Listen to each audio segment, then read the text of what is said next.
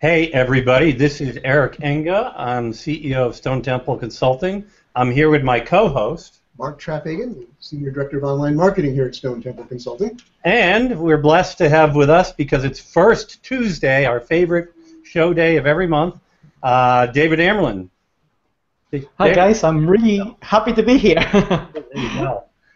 Yeah, we're happy to have you, and we get to have our usual, I don't know, schoolgirls chatting about who's dating whom kind of chats, except we talk about technology, and all I'm trying to allude there is that we can talk about this stuff tirelessly with David.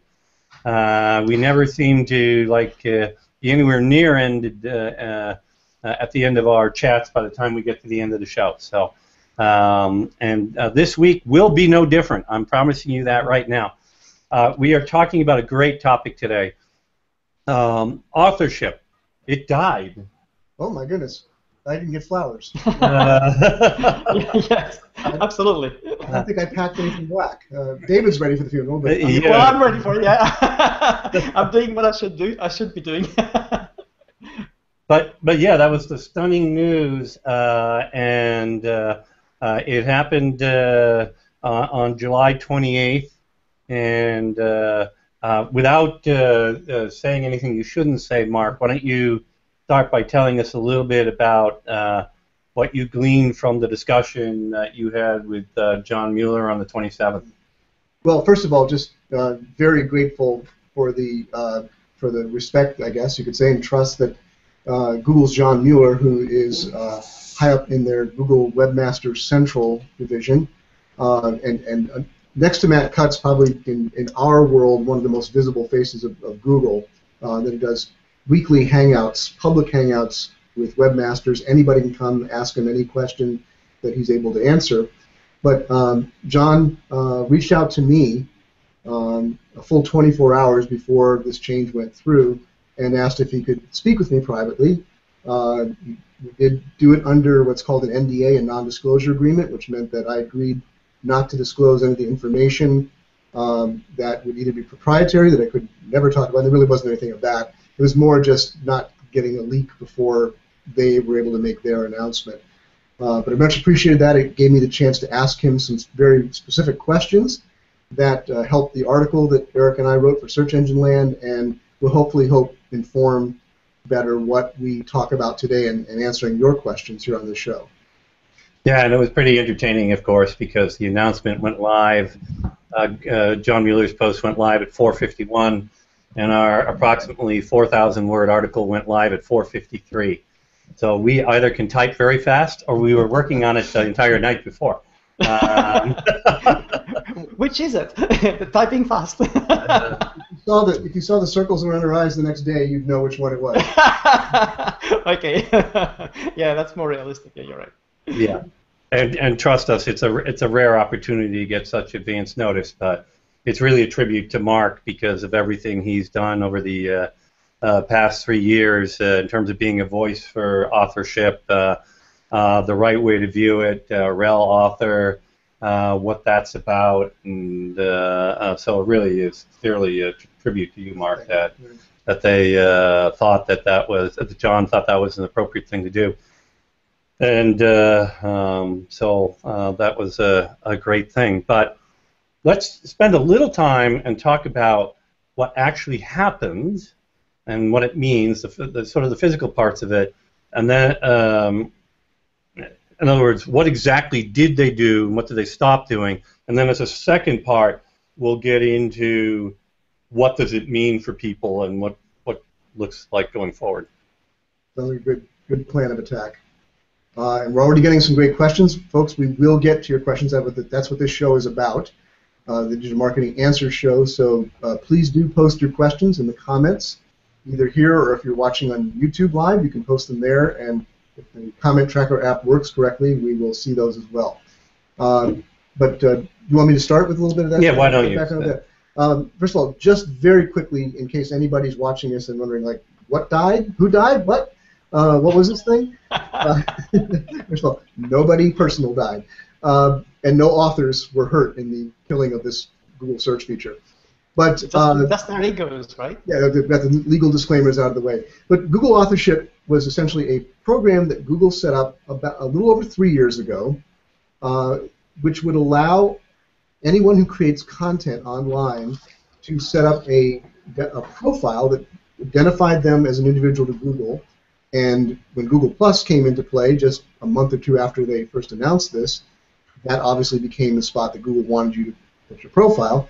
Connect that profile to your content anywhere on the web, and then make a link back from that content, and we're oversimplifying a little bit here, to your profile. And that two-way linkage would be the verification that Google needed to say, like, okay, this content here, this content over here, this content over here, that's all written by this guy. And then what would they do with that? Well, everything on the web was written by me. That's what it all came down to, and that's why it failed. But no, not because of you personally, but just it was, it overloaded their system. So initially Matt Cutts and Othar Hansen, who at the time was the head of the Authorship Project, put out a video in, I think it was August of 2011, kind of saying, like, why you should use authorship markup. What benefits would it get you? Well, the most obvious was that even then, starting, it could qualify you to get what was called a rich snippet in search. So your author image potentially next to content that you had, your byline name. At different times, they experimented with putting other things in there, like the number of your Google Plus circles, if you had that, with a link to your Google Plus profile directly. For a while, if you clicked on the person's name, it linked to a special search results page of just their content. There was all kinds of things they did with this, but that was the main carrot and stick, was to say you can get this rich snippet result that people had some, I don't think, not unreasonable hope would call special attention to their results when they came up in search, and perhaps result in more people clicking on their search results. There are other things they said they might do with it someday, like they might use it for copy protection of a sort, of trying to establish who's the original author of a source to eliminate spam from people copying your content and using it elsewhere. And they said someday we might, if we get the right kind of data out of it, we might even use it as a ranking factor. We might want to say at some point, so-and-so, looks for all intents and purposes like, I'm sorry, my fault. I was supposed to unplug the phone. I apparently did not do it right. Trust me on authorship, folks. Don't trust me with anything that's like plugged in or has gears or wires in it. Don't want to hear that. But just summing up, some of his explanation, saying that that Google said it's a good idea if we had a way of figuring out who produced content on the web and then what authority is around that content, especially maybe in a certain topical area. Do people come to think when they see stuff about semantic search, do they begin to think David Amerland is a real authority on that? He's somebody who should be trusted and referred to.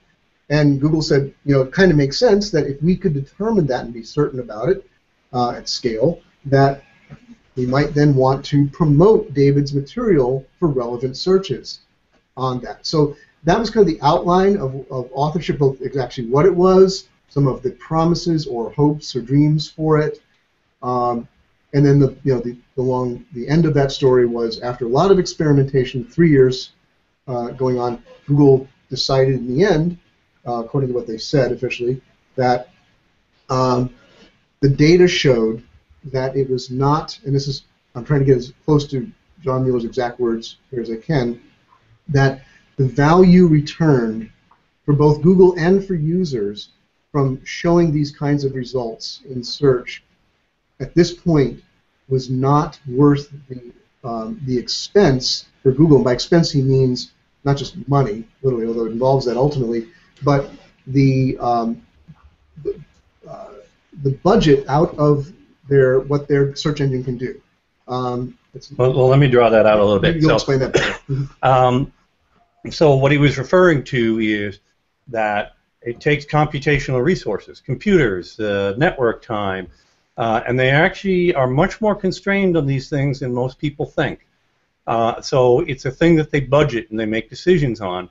So if they're going to take, 3% of their server capacity, just to pick a random number, and use that to enable a new feature in search. Are they getting enough return on that computational budget expense, if you will? And they ultimately decided the answer was no. Yeah, that's the simple way of putting it. So when Google's, as we said in our joint article for Search Engine Land, Google is ruthless with these things. They built their business on data and on testing, and there's no sacred cows. If something is not performing the way that they hope for it, the way that they want it, if it's not creating the best possible user experience, if it's not giving them the results that they need, then it goes. And like a lot of other things that we've seen go from Google, so went Google Authorship. Indeed. So, what does it mean, David? Why don't you start us on that, and then we'll jump in. Okay. Well, it means a lot of things, both intrinsically and extrinsically. So let's look at both, because as usual, anytime something like this happens, we can read the direct impact and also the implications and the mechanics behind it. For a start, let's look at something which is really important. Google carried out a cost-benefit analysis on this. Like any company, this is exactly what companies do. We know there was a huge outcry because we lost something we liked. A lot of authors' egos were perhaps bruised. People said, I was looking forward to sort of pushing this to my clients. Now there's no reason to be on Google+. And the take from this is that if that's the only reason you're on Google+, I think you're misreading Google+ entirely. If that's the only reason you think that you should be using the service that Google provides here, again, you've missed what's going on over the last 3 years.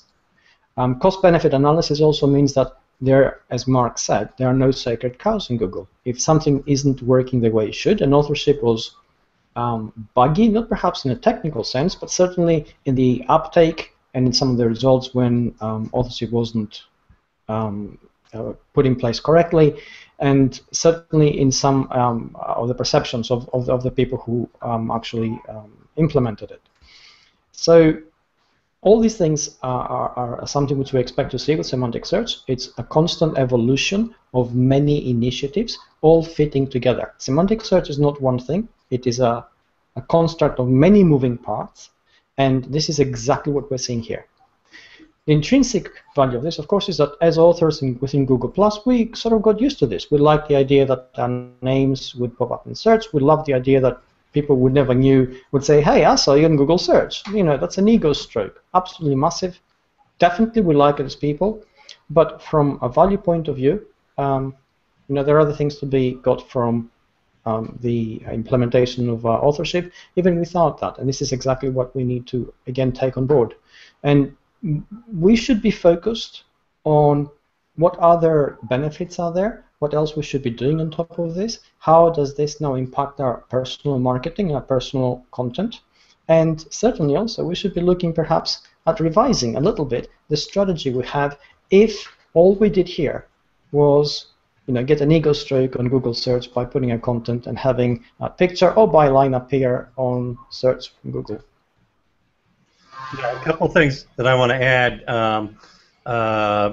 We actually did a study which wasn't quite complete at the time that this came out, which was a bit sad. We're frantically still trying to finish it. We're going to publish the final results. But what we did is we looked at authorship tagging on 150 different websites by 500 different authors as well across those websites. And these are sites that were chosen for their prominence. So they're really well-known names like nytimes.com, TechCrunch, Search Engine Land, Search Engine Watch were in the mix. All these kinds of different sites to see what the tagging was like.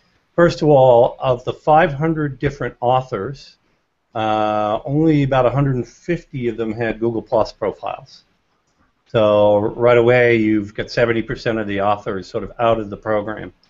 And then across the 150 websites, there were a third of those that did not even have author pages, and of the ones without the author pages, the great majority of those didn't really have a mechanism by which the participating author could link to their Google Plus profile. Not a very good mechanism for doing that by any of the known methods. So it's kind of interesting to look at that data, but the net of it all is that the adoption of the tagging wasn't really there. And you can kind of compare that, as some people have done in questioning about, the meaning of this, with, well, does this mean that schema is tagged? Because schema involves tagging your pages. My observation, though, is that author tagging it actually involves trying to connect at least two things. You have to do things in two different places. Whereas if I'm on a web page and I'm trying to establish this is my organization information, here's my address, here's the company name, phone number, things like that, schema tagging in one page, that just goes on that one page and I'm done. And we should add quickly that in many cases with rel equals author, you're trying to do that on pages of sites that aren't your own. Yes. Most schema you're going to be doing on your own site, where you have access to. In the case of rel equals author, if you publish content across multiple sites, then you have to get the cooperation of all those sites and depend on them to do it correctly. Yeah, right? very, very so important. It's much more complex. Yeah. So that's just something I wanted to throw in there into what was behind all this. And I think a good point to take off of that, when we're talking about, we said Google said, like, well, at the end of the day, after 3 years, this didn't have sufficient value for us. What does that mean? What do they mean, sufficient value? I think Eric and I think that among the things that probably means is that there was, without sufficient adoption, this is not a meaningful signal. To put it more bluntly, Bill Slosky in the event comments here said authorship markup was a waste of time. Not saying for us, but for that's putting it pretty bluntly. And thank you. Somebody just posted a comment that jumped it off the page. Let me see if I can find it again here. Am I scrolling in the right direction? It was so good. I want to read it. Authorship with markup was a waste of time, and it's not hard to imagine the data bore that out. And Bill there means a waste of time to Google. That in the end, that it was an attempt to get this kind of data by the voluntary cooperation of users. And back 3 years ago, maybe there was some grand hope that would happen. I think there probably was, that there'd be mass adoption of this standard, that almost everybody would use it. Well, that didn't happen. And here's the thing, people have said to me, well, so what? Why not just use it for the people that are using it? But that's not a valuable signal for Google. If Google knows, everything about me and what I'm writing, but let's say that didn't know anything about Eric, but Eric's writing really valuable content, how is it fair that his content isn't getting boosted just because he hasn't done some kind of complicated markup? So right, and in this example, just to complete it, Mark's content is crap. Oh, sorry. now we're talking about the real world. No, it's really unfair that my stuff is not I was just being hypothetical. Let's say I have good content. Yeah. I think that's a valuable point, and let's add one more thing to this. I know Bill said that it was a waste of time, but also when it started out initially, Google certainly perhaps hoped that the uptake would be sufficient, but they would also know that there was a chance that it wouldn't be. What they were hoping for, and Google has engaged in this consistently since the semantic web started taking form, is a certain degree of behavioral modification taking place in the online world.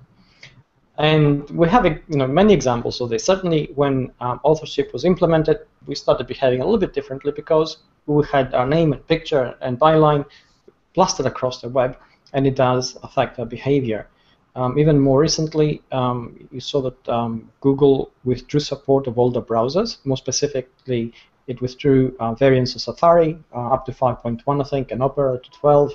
Anybody who hadn't updated those, when they use Google Search, they get the old search interface. And I'm a member of the Google Search forums where I help contribute people who go there to answer some of the questions. It just blew up over the weekend.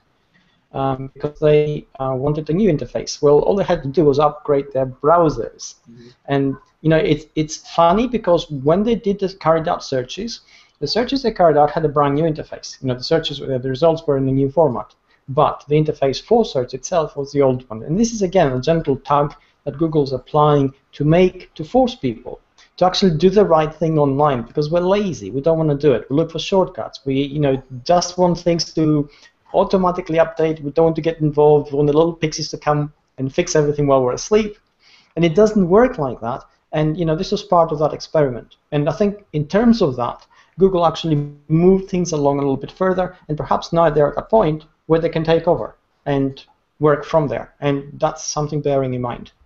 That's a good segue maybe to move us toward the future now, and then get off to people's questions. We're already getting a lot of questions here, and a lot of good ones that we need to cover from members of the audience. But to move toward the future now. So authorship's dead. Long live authorship. What does it look like next? Where are we going next? And you've already given some hints of that. But first of all, does this mean that Google doesn't care anymore about authors, about content creators? That's a failed. The whole thing was a failed experiment. They're throwing it out. Since rel equals author, complicated markup, linking to profiles wasn't the answer, what might be the answer? Well, to answer the question whether Google cares or not, yes, Google cares very much about still assigning content and discovering who creates it and what authority they have and what expertise and how trustworthy they are. They've got about five new initiatives in place, which are on an ongoing basis, really. And one we know already. It's a strings to things transition. It's part of semantic search. It's the knowledge graph. It's constantly expanding. It's constantly being enriched. Information goes in there, and it's trustworthy, usually. Information, if it's not, we quickly get feedback and fix it. But they're also putting in place machine learning now, reading the web. Behind the scenes, there are a lot of databases across different companies which have begun the process of applying structured data format to formerly unstructured data. And what does that mean? It means that data which was really difficult to get at, now behind a company silo perhaps, or behind a database which is not very easy for us to access and understand, there exists a wealth of information. And Google is applying an automated machine learning approach to indexing and understanding that. And obviously it does, because it's a machine, it does a fantastic job in pulling out the information, applying a meta layer of understanding, and then releasing that value. So we're going to begin to see clearer and clearer parts of the world which up to now for us have been very difficult to understand. One classic example of this is the financial industry. When we had the great global credit crunch, we realized that all these companies which are owned by other companies, which owned other companies, which owned other companies, nobody knew who was the final owner and said, what is going on? And there were checks, controls, and balances in place and mountains of paperwork, but no transparency, no easy way for us to actually get to them. Since the global credit crunch, there has been a concerted effort behind the scenes to actually create structured data format across all these companies, assigning values so that everybody knows within those silos who belongs to whom. And suppose we get machine learning across that framework, suddenly the financial world, which for us, non-experts, lay people, is a closed door, becomes transparent. We begin to understand a little bit better the dynamics behind it. I think that's fantastic, to be able to get answers to financial questions or financial ownership questions, or perhaps other things we can't even imagine right now, just by querying a search engine. I think that's fantastic. So this is one result. And certainly we have Google's process of asking the web, which is, we call it asking the web. Essentially, it's applying machine learning, again, extract information from pages, trying to find answers to very basic questions from very complex documents. And then it's asking people. It's asking us to give feedback through search and how we use it, through forms on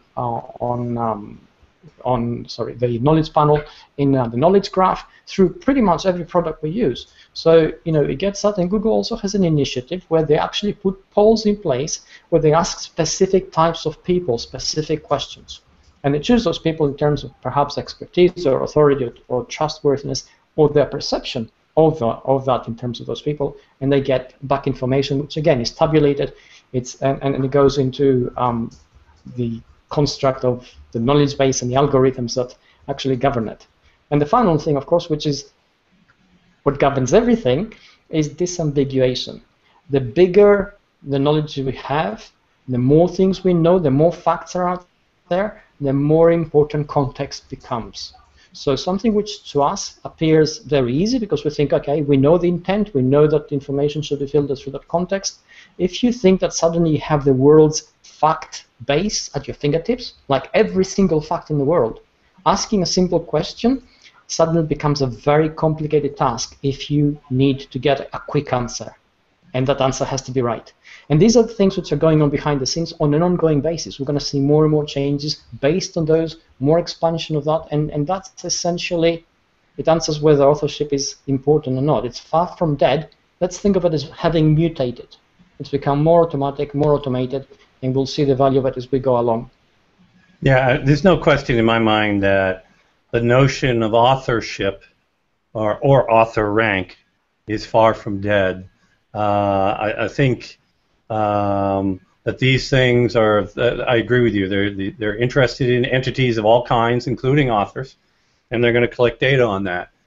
But let's just actually step back and take a practical look at what was happening with rel author tagging again and why this particular announcement, at some level, doesn't matter so much. Google was already getting to the point where if they saw you include information in your Google Plus profile in either your other links section or your contributor to section, pointing to a website, and then they would see some tangible data suggesting that you were in fact a contributor to that site, they were already beginning to give attribution with only that tie. So by saying that they're not supporting rel author anymore, they're actually giving up almost nothing from an information perspective, because the reality is, in all cases, you needed to have something of a Google Plus profile that somehow pointed to the site. And I have documented cases of places where people were getting bylines where the only reason why that could possibly be true is because it was in their contributor to section and there was no information linking back to the site and there was no verified email address listed, and the person still got an author byline. So they've already gotten that far, right, with just this very simple thing, David and Mark, so. Well, let me use that, if I can, to answer a question that's come up a lot in the last few days. I think it actually came up somewhere in the huge number of questions we've got already here, and that is, should I bother keeping my rel equals author links? And meaning that I've made all these links between my Google Plus profile and content out of the web. First of all, there's no reason they're not doing any harm. That's certain. And again, John Mueller confirmed that they're not going to do any harm. But all that John Mueller said, and he said this very carefully and explicitly, is we are not tracking author data using rel equals author anymore. And Joshua Bird, a friend of ours, was in a hangout with him, asked him, so those links are still links, right? And John said, yes, yeah, links have meaning to us, as much as they have meaning, So in John's kind of careful way of saying that, I would not only advise keeping those links because they're not harming anything, but moving forward, as Google starts doing the things that David and Eric have just been telling you, and is developing this intelligence, yes, it's going to find all sorts of ways to identify entities and authors, but you want to make that job as easy as possible. If you have a profile on Google's own profile network, and you have links on that to content that you have all over the web, and that content has your name on it, your byline, that's a pretty strong signal without rel equals author, without an authorship program per se. So I think it's a good thing to be doing still, to keep ahead and to keep in place and help Google know who you are and what your content is. Would you agree with that, Eric? Totally. I think it's definitely worth leaving in place. Look, if we just talk about semantic search in general for a minute, this notion of there being connections between things and Google looking for those connections is alive and well, and totally unimpacted by this announcement. Yeah, that if you took one takeaway from this entire hangout, I would say that would be it right there. That nothing's changed in terms of Google wants to know the world's information. It wants to know what matters to us out there in the world, and it's going to use whatever means it can find to discover that and put that together. So anything that we can do to help make that easier, by organizing our websites well, by making it bylines clear, by Mark Traphagen, by using author profiles, by linking things up. All these things just help make that job easier and clearer for Google in the long run. Yep. Yeah, totally true. So if we look, let's step a little bit beyond that now. So first of all, I'm going to give a preamble, and then we'll go into the follow-on discussion, because there's really two things I think we should talk about. And just a note, we have about 25 questions. And I'm going to include some of those questions in this, by the way. All right. So the brief preamble is that, so in terms of what's been documented, we know the concept of author rank was only ever acknowledged in relation to the in-depth articles feature of Google. So if you would search on something like U.S. Constitution, down at the bottom you get some articles that are, long treatises of everything about the Constitution.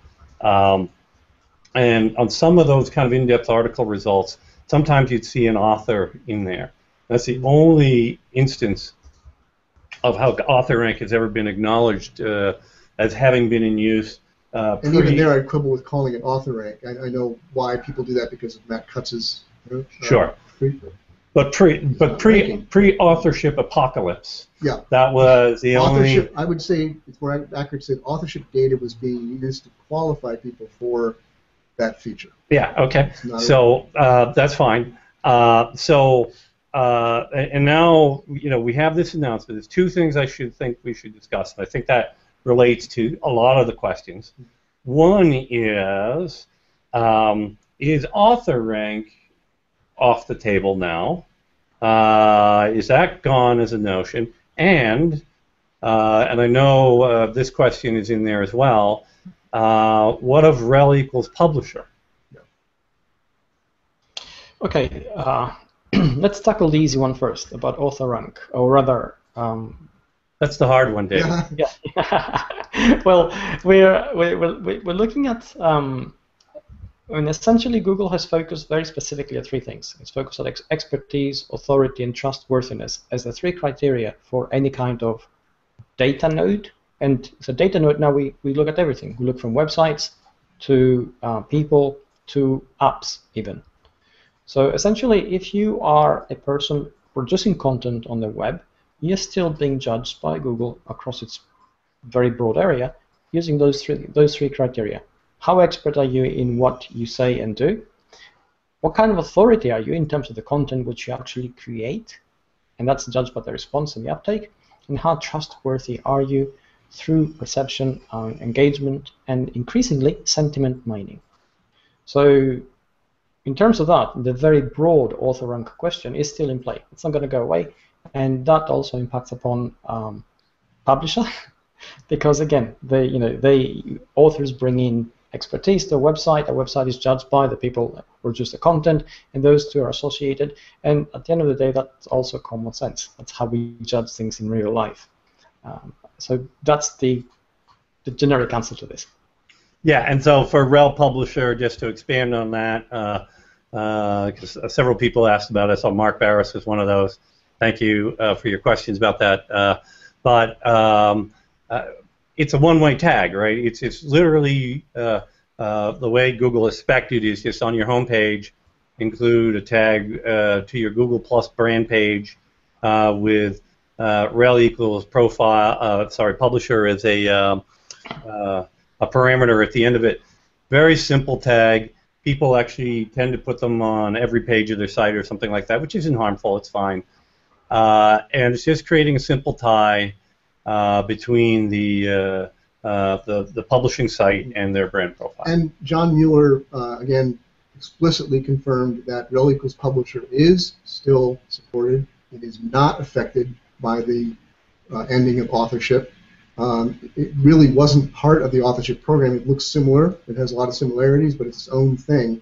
And it apparently, we can surmise that it is still valuable to Google in terms of the information that it provides. I think it's a very direct and easy way to identify brands that Google doesn't know about yet and verify that they actually are brands, for one thing. And we still see things like the knowledge panel result for brands that have a verified Google Plus page or a Wikipedia entry, some other kinds of verifiable information. When you search their brand name, you get this box on the right-hand side that shows their name, maybe their logo. If they use Google Plus, it'll show some recent Google Plus posts, follow button for them. That's still happening. It's still occurring. So rest assured that that's still supported and something you should be doing. Yeah, and then yeah, no, I agree. It's still a very useful thing, but it mainly matters to lesser known brands. The larger known brands, Google pretty much has that figured out at this point. But let's expand upon what David was saying about author rank. And Mark, I'm going to put it to you. What form will that take place when it starts happening? Well, obviously that's a good question. Now we really are in the realms of speculation. But I think this is again, there's so much out of this, and you and I were talking earlier today about, we were generating like all these ideas of articles and content that we want to produce out of this whole event that's happened. What we've learned, what we think the future is like. One of the things that I want to write about is what the whole authorship experience teaches us about Google. And there's a lot of lessons that have been learned from that, but I think an important lesson is that the search algorithm is always way more complex than most people think. And why I'm bringing that up, because there's never going to be any one factor that's going to be a magic pill. And people try to sell you this all the time, and people try to sell authorship this way. Because they're like, just implement this and you'll rank higher. It's automatic. Nothing works that way. Even when Rel equals publishers Rel equals author was in operation, even when it was as I like to call it, a qualifying factor for something like in-depth articles, or I think it was used from December until June. There was measures of qualification for who got a photo, because during that period, not everybody who got authorship got a photo in this book. Some got just bylines. So obviously there was some kind of sifting out going on there. So all that to say that it's one thing among many that goes into it. And with in-depth articles, the thing there was that we only rarely even saw them show an author. So it's likely that it was just one thing in the mix. It wasn't determined like, oh, this article doesn't have authorship on it, so we're not going to put it in in-depth articles. It wasn't that at all. It was like, if all of the things being equal, it's not this simple, but let's say we have two articles here, and both of them could qualify to show for this query in in-depth articles, but this one has an authoritative author attached. All right, that pushes it up. We'll go with that one. So to answer Eric's question, what I would expect in the future is that we will see this gradually melded into the overall search authority ranking, and it will be one factor among many. It may often be used, maybe like I call that what I just described, kind of a corroborating factor, where sort of all other things being equal, oh, we have an authoritative author here, okay, that bumps it up a little bit.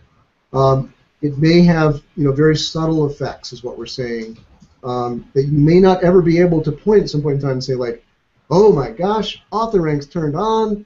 Now I'm going to go to town. I'm going to be on page 1. I'm so disappointed. But yeah, I thought that was an excellent. Can I just add to this? I mean, I thought that was brilliant. Okay, a brilliant explanation. Mark said that it may not even be noticeable sometimes, but it will be critical in terms of its impact.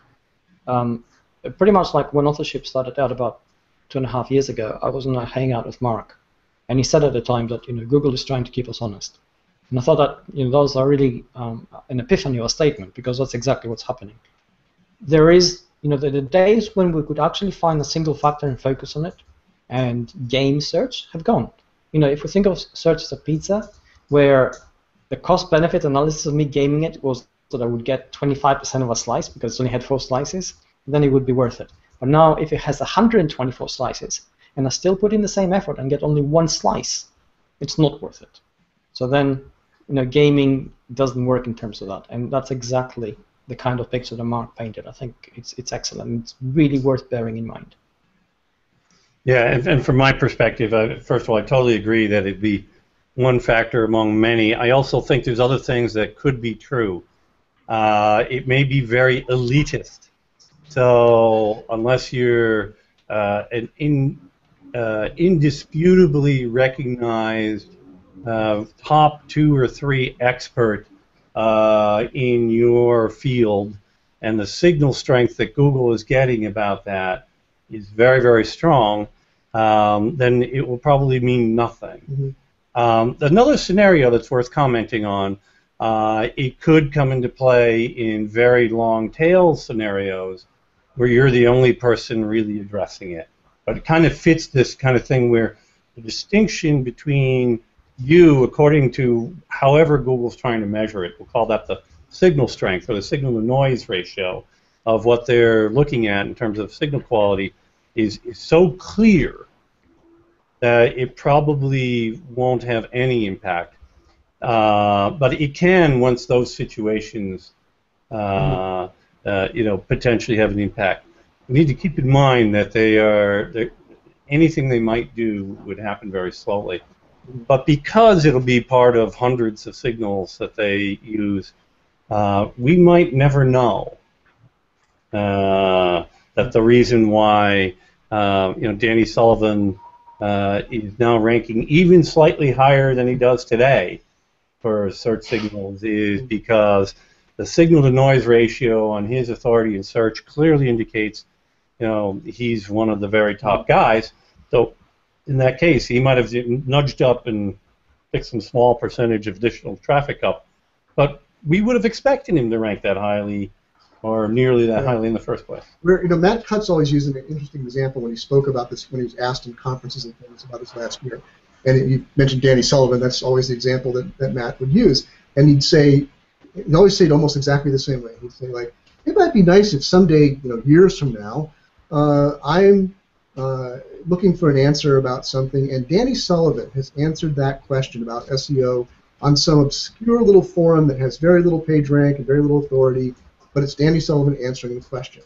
And if we knew that was Danny Sullivan answering that question, it might make sense for us to pop up that answer in your search results when you're searching something relevant, because it's Danny Sullivan.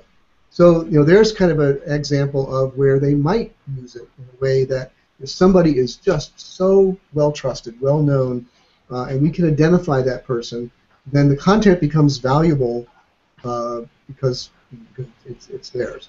So there's all sorts of, I think what we're saying is there's all sorts of ways that they could use this, but the practical message maybe to most of our audience out there who are not Danny Sullivan, is that if you are doing the things that we've been telling you to do all along, you hear from David Amerland, if you've been working hard at building trust and authority and reputation, you're truly helping people, you're creating content that's useful, that people want to refer to, people start talking about your name, start using your name to link to that content all over the web, etc., over time, if Google is doing its homework right and the things we're talking today about start to happen, I think you could expect that you will start doing better in search. You're not. Well, I think what we're trying to say here is that you're not going to be able to say, "Oh, author rank," it's a miracle.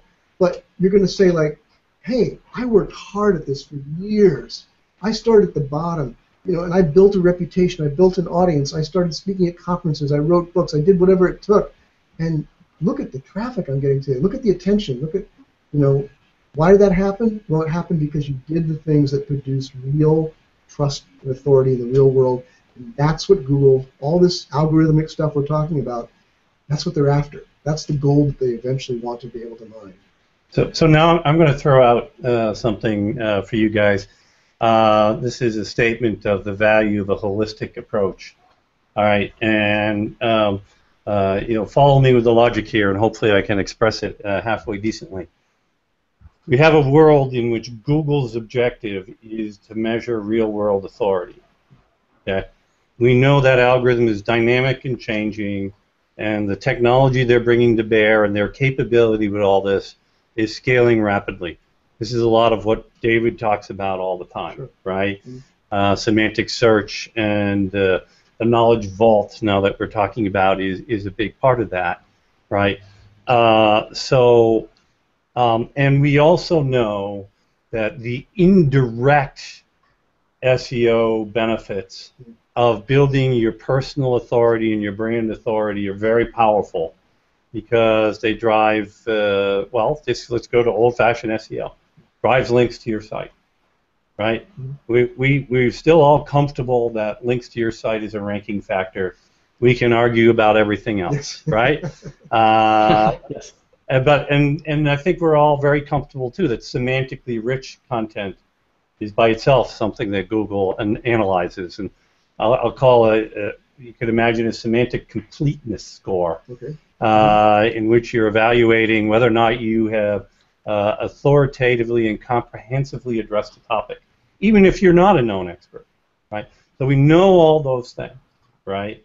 So doesn't that tell you that by not worrying about all this crap and just producing great stuff and building your authority with semantically rich, comprehensive content and promoting it effectively online is the best way to get great Google rankings?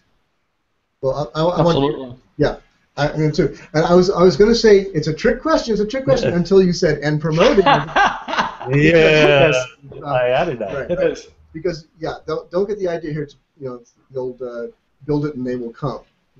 I put up a great website. I have great content. Where's all the where's all the traffic? That never worked. I think. Go ahead. Yeah. Go ahead, David. I was going to say, what Eric described so beautifully is what I've said before and labeled as data density. And essentially, we need to have that now on the web, because essentially, semantic search requires data, and the more you give it, the better. So if you just put up a thin article, or semi-decent, and that's it, and you haven't linked all the points, you haven't promoted properly, you haven't established your presence elsewhere, you haven't got any decent comments, it's not really good enough. So that's, the process that Eric actually described is almost a blueprint of what is required on an ongoing basis from now on. This is not going to go away. And if you think about it, in the offline world, we operate on that principle all the time, and we do it instinctively, so there's no real conscious effort involved. But there is an effort. It's just that we're good at it. We now to get equally good on the digital world, on the online world, and we are, consistently lazy there. So, we need to change our approach. Well, we have consistency on our side then, if we're consistent. Yes, it's working against us there, right? I just wanted to, I just want to pounce in here with this. Vipin Kumar just asked me, is there a new thing coming to replace Google authorship? Any inside story? Vipin, listen again to the entire show. People called Google pals. If Google is your friend, I'm only kidding. No, Mark is right on this. You're right. You need to listen to this. We basically, and the real answer is, there's no easy win and there are no shortcuts. We've been saying this for ages. Do the right thing and join all the little dots and make sure they're there. Yeah, but just to give Vipin an answer that I think will address the question in the context that he's looking for.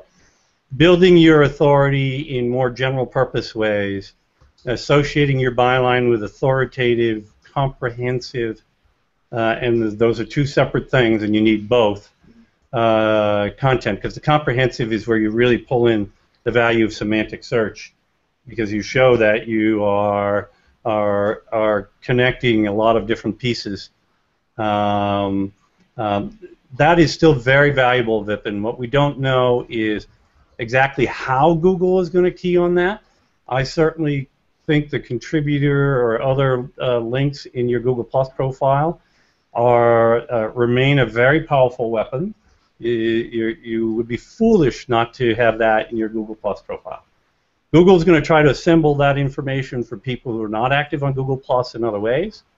But if you are, that's a little edge you can get to say, I'm contributing to these sites, and help them establish that authority with you. And then, all the general rules of building your authority apply at that point, right? Which is not specific to the topic of today's hangout, but making sure you're writing content that's getting lots of social shares and measuring that over time, and make sure it's getting links and all that is part and parcel of this.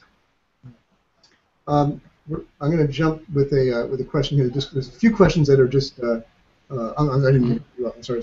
Nope, go. Okay, that are just involving misunderstandings that I would love to clear up because I bet a lot of people have them. Denver Prophet Jr. here asked. We're having trouble with the comment tracker. All right. It's not working anymore. All right. Well, I'll read it. I find it odd that authorship is gone in the testing tool. He's talking there about the structured data testing tool, and which used to show if you had verified authorship for a piece of content, and available in personal search results. And I'm glad you asked that, Denver, because this is a conception that's happening. A lot of people have been seeing or noticing that even after authorship disappeared last Thursday, that if they search Google while logged in, and you have Google contacts, which can mean obviously people in your Google Plus circles, brands in your Google Plus circles, and people in your Gmail contacts, things like this, that if they have content that's relevant to your search and you're logged into Google, it can pop up in your search, elevated, ranking higher, and showing an authorship style result, showing the author picture, the profile picture next to it, and a name. Now, because that looks like a rel equals author snippet, it's tempting to call that authorship. But it's not. It's because it's not dependent on rel equals author. It's just simply matching up that the Google Plus profile with Google Plus content has that. And Google has obviously decided, if we're talking about here again about they've been looking at the search results and deciding this doesn't have value, so we're removing it. Well, they left this in. So it must have value to users. And it makes sense to me that it would. That it has actually been very valuable to me a number of times. When I'm looking for something on semantic search, and I search for that and I'm logged in, I love it when content that David Amerland has written on Google Plus pops into my search results, because I instantly know, I want that. It's from David Amerland. Well, that's your entire first page of results is one David Amerland picture after another. It should be.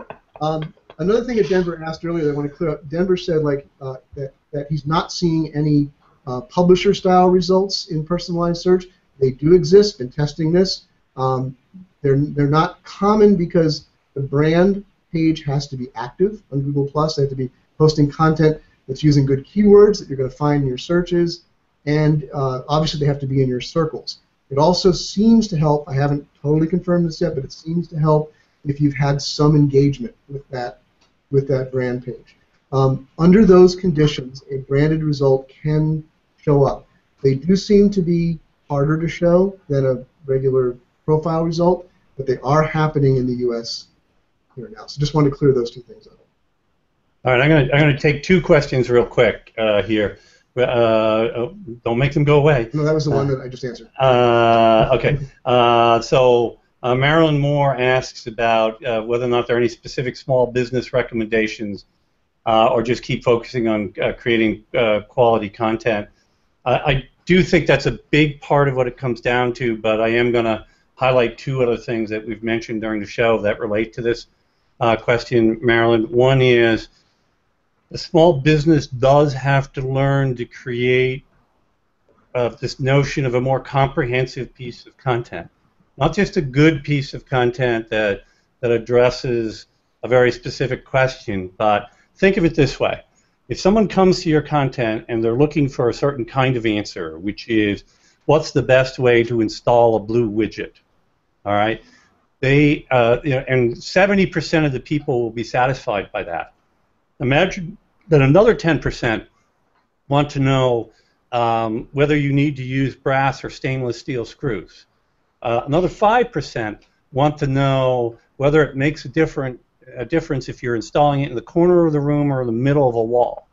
Another 7% want to know if it's going to be installed outdoors, if that changes things, and you have to use what is it? Well, rust-proof screws, and so. When you're talking about things that are really semantically dense, you're kind of getting into satisfying, increasing your chances of satisfying close to 100% of the audience that came in looking for related content. That's what I mean when I'm talking about being comprehensive. and going deeper than just the shallow article. So that was one question. David, do you want to comment on that before I take the other one on? Well, I was going to say that because I saw Merlin's question, and I think you covered most of it. In terms of the practicality of implementation, the question at the interface of the person running the business should be, what else can I do to actually project my real identity on the web, to project my passion on the web, project my business in its entirety on the web? And there's always things to do. There's always things to try and test, and some to discard and some to uptake. So that process should be put in place. Yep, totally. And then this guy who I recently called Martin Traphagen. I'm right here to answer the question. Okay, I'm picking on you, Martin. Martin Shervington asks, so this Google Plus thing is a good idea, right? It's a ghost town, right? So, Mark, I'm going to invite you to comment on that. Yeah, well, first David did comment on that earlier. Certainly, give vibration to it. Yeah, obviously Martin does too. Think that it's a good idea. As David said earlier, it's about a bigger picture.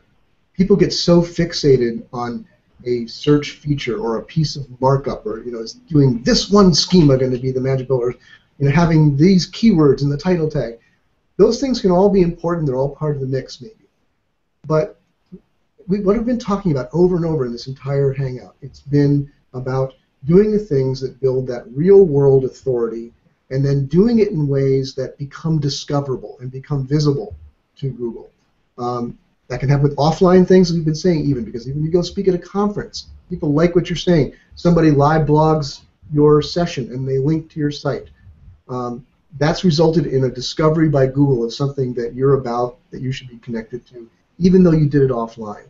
Well, in this context, in this answer, say that Google Plus is I've always called it like getting to play in Google's playground, while they're supervising. They're the mother hen watching, overseeing everything that we do as we run through the sandbox and use the slings and everything like that.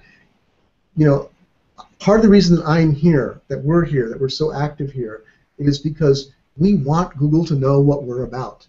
And why wouldn't we do that in a place where Google can see everything we do and know absolutely, beyond a shadow of a doubt, the connection to our identity, can know the connection to all of our sites, to know the connection to all of our social networks, et cetera, et cetera.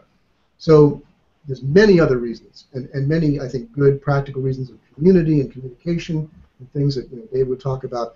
But if you want just a practical SEO reason behind Google Plus, I think that's it. I think that if you understand the things that we're talking about, that David especially is talking about, in terms of where Google's going with Knowledge Graph, Knowledge Vault, semantic search, entities, all this stuff, then Google Plus makes sense, because you're helping them to, as David says, I love how he says it's so brilliant, put the dots together. Yeah, totally. And I think just pick up on a Craig Andrews question here, which kind of follows up to the Martin one, including, as I mentioned earlier, including that link from your Google Plus profile, the very simple mechanical way to create an initial attachment, and then allow Google to measure your authority on the topic based on what they see you do on Google Plus, what they see you do elsewhere in the world. Very powerful thing, and a great way to leverage Google Plus to help with that. Because Craig said, what if you're John Smith and you write on Search Engine, man, how does Google know what John Smith you are? Does it help to have it linked to your Google Plus profile? Totally. Yeah. So that link, but also he's worried about the link back. First of all, they've told you to do that. Linking back to a Google Plus profile is not spammy. That's helpful to Google. He was worried about that being a spammy link, like can get some sites in trouble. But I think that two-way linkage is still valuable for the reasons we said earlier.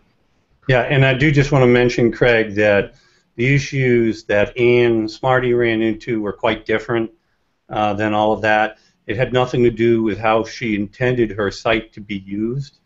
It had to do with the way people were abusing it Anne's great. She's a good person, a good friend to the community overall, and was trying to do good things. But I believe it was mainly about insufficient policing of people who were abusing her platform. Yeah. To be fair, has nothing to do with this notion of what we're talking about here. So, okay, well, we're already at the wire. Do we want to go a few more minutes here, David? You okay with that? Yes, absolutely. So, super. What about, well, we've been talking, I think we've kind of answered this one here, right? So, have we fully addressed, we think, connection between this and semantic search at this point? I think we have, and I think what we need to establish, and this is, because this question will come up again and again. I mean, the very reason we're having this kind of very detailed, very nuanced hangout on air is because the search of the past it wasn't clear, it didn't have more clarity, but it appeared to have more clarity. It appeared that if you did specific things, you got specific results. There was a fairly established cause and effect in how things worked. We get into semantic search and things appear to be messy, although we think that they shouldn't be, and they appear to be very loosely connected. And we think, well, how does that work? It's supposed to be giving us better results. And the reason behind all this is because the moment we get into the reality of creating facts rather than data on the web, it's a very messy thing. It is constantly under review. Veracity is a big thing, which basically establishes truthfulness in a fact and continues to do so. And it constantly grows and evolves, and it's constantly going to expand, and the moment you never really get there. So we should expect from now on a certain fluidity in search itself, because it will constantly be changing. Not only changing, but also morphing. With a knowledge vault in its entirety, we're going to see an entirely different kind of search to what we're used to, and that's in the future. But bear this in mind. So the moment you get this kind of uncertainty, I don't really know what I should be focusing on. Google addressed that in 2005. It said, stop chasing search engines, start chasing customers, start chasing people, address them first, and search engines will follow. Bing's Dwayne Forrester said very recently that what you should be looking at is the people you actually connect with. If you're connecting with them, search engines will definitely follow your website, and he should know because he has the data to actually verify that, and that's where search engines throw their development money. So, look at people, look at the human connection. It's H to H now, human to human, as opposed to human to search engine, and that should be a guiding principle. Totally. And did you want to add any more about the notion of knowledge vault? Because we've only tangentially mentioned that here. Yes, definitely. I mean, that's actually quite worth addressing. Knowledge vault is a term that surfaced very recently in a couple of Google presentations inside Google by Googlers to Googlers, and also in a couple of research papers. And essentially, it's an umbrella term, almost like AuthorRank, that covers a certain number of initiatives. And initiatives are detailed in the beginning of the show. They come under that, essentially. And the whole point behind this is that Google is looking at creating not a database of data. That's easy to create and very imprecise, and it doesn't really work very well. But it's looking to create a database or a container of facts, essentially a containment space, a semantic space of facts. And these are very hard to establish, but the thing is that the moment it does that, it accelerates, because every fact leads to more facts, and it helps verify or not other facts. So basically we get greater truthfulness, greater trust, greater ability to verify the results, and great accuracy in the connections that we receive from our queries. And it will constantly accelerate. We're at the beginning of it. It's a massive effort, and it will change pretty much everything, not just the way we use search on desktop and laptop and mobile, but also the way we use it in devices. The semantic technologies are going to be run on top of this, and they will have impact on health, on perhaps predictive search, and how you get a personal assistant to do things for you without a digital assistant, a digital personal assistant to do things for you without you even having to ask, simply because those proverbial dots are being joined on the fly. It's an amazing thing to actually consider. We're seeing in our lifetime the price we pay is that we live in constant uncertainty. We never really know how things are sort of being put together. It's almost like being on a train, Wallace and Gromit style. It's on the tracks, and the tracks are being laid down as the train careers across, careens across the tracks, really. So that's the kind of thing we should have. So it's understandable. We need to bear that in mind. Yeah, totally. Yeah, I'm very excited about this expansion. I've always kind of likened where they are today with, roughly a 2-year-old in terms of human understanding. That's the knowledge graph level, and we've seen some expansion of that happening over time. Of the many studies we have here going on all the time, we've mapped thousands of search queries that return knowledge panels, and thousands that you thought might but don't return knowledge panels, just to try to have an index for all this. But you can expect that it's really going to accelerate. Well, I had a real example yesterday that cost me an hour of my life, where Google didn't know something that it just should know by now, things like that. I realized that it was Labor Day holiday here in the U.S. All the post offices are closed, the Federal Express is closed, the UPS is closed, but I had to get something in UPS before I left town to come to Boston for the week. Had to happen. So I went on Google Maps to look for a UPS drop box. The only one that it showed me was 7 miles from my home. I figured, well, got to do it. Down the car, went there, and I could see it, but because it was Labor Day, it was on the other side of a locked fence in the IBM complex at RDP. So, I'm driving back home. Finally, I pull over to the parking lot and I say, well, I'll go to the UPS site. They have a nicely optimized mobile site. I plug in my address. I check the Dropbox box.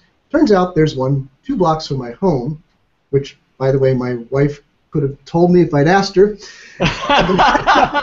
There's a life lesson there, right? I went to Google first, and it was right in the middle of the parking lot. It was there, it was easy, but Google didn't know about it. Well, the thing is, but the real lesson is your wife knows more than Google. Yeah, that's the second thing you can take away from this today is listen to your wife. But that's just it's a humorous example that we're not there yet. Someday that information will really all be put together. Somewhere along the line it failed. Somewhere along the line, UPS didn't feed all the necessary information to Google to know where its drop boxes are, whatever. But what we're talking about is, we're getting beyond that to where these things will be connected. I think, Mark, I'm very glad you actually mentioned this, because this actually shows the imperfection of a human-driven system, because UPS definitely has a database of all their Dropboxes somewhere, and it's somebody's job to make sure that this is transparent to Google. And because we're human and make mistakes, it hasn't happened, or it has happened incorrectly, and Google basically can't see it. But imagine now that actually we have a machine that actually has access to the database, and within a matter of minutes, it has connected all the data with the locations and the times and everything, and then it's available for us. And you can see instantly how the knowledge vault concept now has real value for us, how it's going to transform everything we do, because it's going to suddenly make life so much easier. And that was a classic example. It was very good of you to actually share it. Yes, indeed. So, do we want to take another question or two and then call it a wrap, because we're already about 10 over? Yes, definitely. What do you have for a suggestion here, Mark? Let's go with this one. This person, Nina Trankova, says, can we say that businesses should start using social media like a standard and put a digital dot to every possible step of their activity? I'm sure, I know you have opinions about that, David. I would say not just social media, but again, this is a lot of it. Yes. Well, I'm laughing because just today I had an article published on Forbes which shows that there's significant pushback on social media marketing because there's not a direct ROI being established. The boards of directors are asking difficult questions. The big money in terms of the marketing budgets are still with sales staff.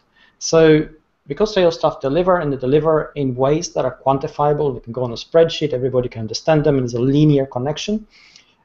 As you understand, CEOs and boards of directors are very wary of basically taking money away from there and putting in social media if they can't see the same thing. Now, one of the studies which I cited in my article is a Gallup study, I think, which said that 62% of consumers say they're not influenced by social media, and that's what boards of directors actually say. But at the same time, the same study also said that companies are looking to increase their presence in the social media space. So obviously they're feeling the pressure. They understand that there is potential benefits to be gained from that. Everything relies on understanding, comprehension, and execution. And you need to have those three things there. You need to understand the principles. You need to comprehend the mechanisms through which they work. It's not traditional marketing, the traditional marketing sense of buy my stuff. Here it is, oh, I said it to 10 people, 4 of them bought. That's a 40% return. I'm happy with that. And certainly execution of how you do it. And companies that actually get that, they do very well. Companies that don't, can't go away and they say, well, there's no ROI, I'm going to focus on traditional media channels, which is where this question comes in. Social media is not going to go away. It's really important, but it needs to be handled differently. It's a different sphere. We need to behave differently in this environment. Right. It's an indirect impact once again, yeah. Right? So, I mean, first of all, understand that all these platforms, be it social media, be it search, for that matter, what organic visibility they offer is a decision they make, and they can change that decision based on revenue pressures, and that's the reality of that. And I want to say two quick things about that too. Is that one is it's always easy to focus, as you said, David, on the direct sales channels because it's easy to measure that, easy to say that. But if you're not doing something as a business, and maybe different things for different businesses, but if you're not doing something to keep feeding the funnel up there, to keep feeding the possible cloud of people who will even discover that sales channel, then you're not going to get all the sales ultimately that you could have gotten. Yeah. That's one thing. Second thing, I highly recommend Rand Fishkin's latest Whiteboard Friday video from last Friday with the Moz site. Go to their blog, look for the Whiteboard Friday from last Friday, where Rand talked about this indirect effect, and it was a brilliant one. He just talked about and showed how, what do I do if I'm in this boring B&B business and the people that I sell to are boring, they're not on social media, I can't influence them directly through social media. What Rand showed is that you might be able to influence the people that influence them. So, you might be doing wonderful things on social media with people that then generate articles in trade magazines that your customers read. Or they start, maybe your customers only use search when they look for things. They don't use social media. But if you're influencing the people that influence them, and out of that you're getting better organic search results, then those people, when they search, will find you. He showed a lot of other things, but I think it's just a brilliant approach to saying, like, if you're thinking only directly, only in a straight line, you're missing a lot of opportunities. Yeah, no, I agree, and I think the indirect impact, again, it goes back to what I was talking about before. Search engines might not be measuring this thing or that thing. They can't get data on Facebook likes, for example. That they're just not available. It's not something that shows up on your wall. So there's no place to crawl. And the volume of information on social media is too great for them to practically crawl anyway. It goes back to that computational resources limitation. But it's a part of a bigger picture, and it is a way, just as you were saying, Mark, of influencing someone. Maybe it's a top-of-funnel situation where someone who eventually becomes a customer, where you influence 1,000 people, and 10 of those later become customers, and it might be a year later, or you're influencing someone who influences somebody else, whatever the case may be. But it's very real, and you have to view the environment as a whole. Where are the people who you want to be your customers online? And how can I reach them and engage with them and build relationships with them where the payoff might not be direct? But if I'm not doing it, my competition is going to be doing it, and they're going to be picking up that business because they're willing to make that kind of investment when I'm not. Yep. So, unfortunately, guys, I actually have a call coming up very shortly, so we should probably take this opportunity to call it a wrap for today. David, any closing remarks? Certainly. I think the easiest one is when you're in doubt of what you should be doing everything to keep it as real as possible. So you should actually be asking the questions of, am I leaving any holes, proverbial holes, or am I creating any doubt about my intentions on the web, the quality of what I'm doing, and the nature of why I'm doing it? And if the answer is yes, then you should be addressing that. And that should be your guiding principle always in terms of what you should be doing. And I would just say, my closing remark would be that if you were doing authorship right all along, which means that you weren't just saying like, oh, this is just magic markup, if I put the right codes in here, I'm going to rank higher, but you were saying like, ooh, here's an opportunity where if I really work hard at building authoritative content that people want to see, I can get blown up, I can get featured, I can get shown more, et cetera, et cetera. If that was what you were doing, then keep doing that, because that still has benefit. And again, forget about Google for a moment. That first of all has real benefit to people who might become your customers or might influence your customers. But then secondarily, as from everything that we've been saying in the show today, that you're doing the right things, that as Google learns to do this better and better, they will actually do a better job, I believe, down the road, in the long run, of figuring out that you're worthwhile to people than they would ever have through rel equals author. Yes, absolutely. I think you want to send the signals out of authority as many different ways as you can. Absolutely. Authority isn't going away. And in fact, I believe there's a new name for the author rank community. What is that, Mark? Oh, should we announce it? Yes, we All right. should. Okay, it's a bold stroke here. Okay. Many of you know that I started, and Stone Temple Consulting picked up a number of months ago, the Google Authorship and Author Rank community here on Google+, which has almost 28,000 members, is, I think, easily lay claim to the largest and most active community online outside of a Google official forum about authorship. And many people ask me, of course, when this news came out, well, then you're going to shut that down, right? I don't think so. I think there's more to be done there, and it's more moving in the direction that we are talking about today. So I will announce today that this will now become the thought leadership and personal authority community.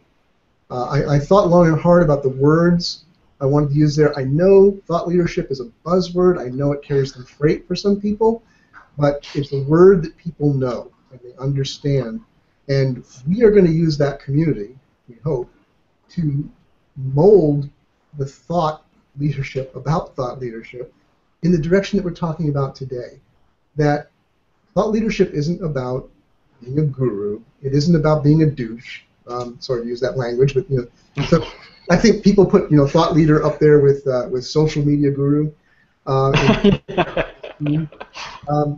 it's a social media ninja. Yeah, it's about serving the community that you're in, and here we might mean the online community of people who are looking for knowledge, looking for help, looking to, whether it's to grow their businesses or advance their cause, whatever it is, that you are serving them with your devotion of time to learn, to know something deeply, to share it passionately and communicate it well. And by doing that, you earn the position of respect and authority that will make you influential in your business, that will make you stand out for Google eventually, and the things we've been saying about, all the things we've been talking about today. So, check out, right now you can go still search for Google Authorship and Author Rank, you'll find us. We'll be putting up a sticky post there very soon about this change and explaining it, and look for great things in that direction in the months to come. So thank you for letting me announce that. No, absolutely. I think in your description of the goals and how to think about how you build yourself into a position of thought leadership, brilliant, absolutely brilliant description. I loved it. So with that, I think this is going to be it for the Digital Marketing Answer Show, because otherwise I'm going to totally blow my call here in 10 minutes. Yeah. I'm just going to mention briefly, we won't have a DME show at the normal time slot, but we are going to have a show with Ryan Hanley on Thursday evening at 7:30 is when the Hangout will go live. 7:30 Eastern Time. 7:30 Eastern Time. If you are here in Massachusetts, you can come to the Stone Temple offices at 7 o'clock because we'll be getting together then. and cracking open the beers and other such worthy thought leadership activities such as that. Just quickly go to meetup.com and look for New England Google Plus Meetup. Yeah. Meetup.com. So you can join us for that. I'll be sending out an announcement a little later. With that, thank you so much, everybody. That's it for the Digital Marketing Answers show for today. Hope you have a great day. Take care.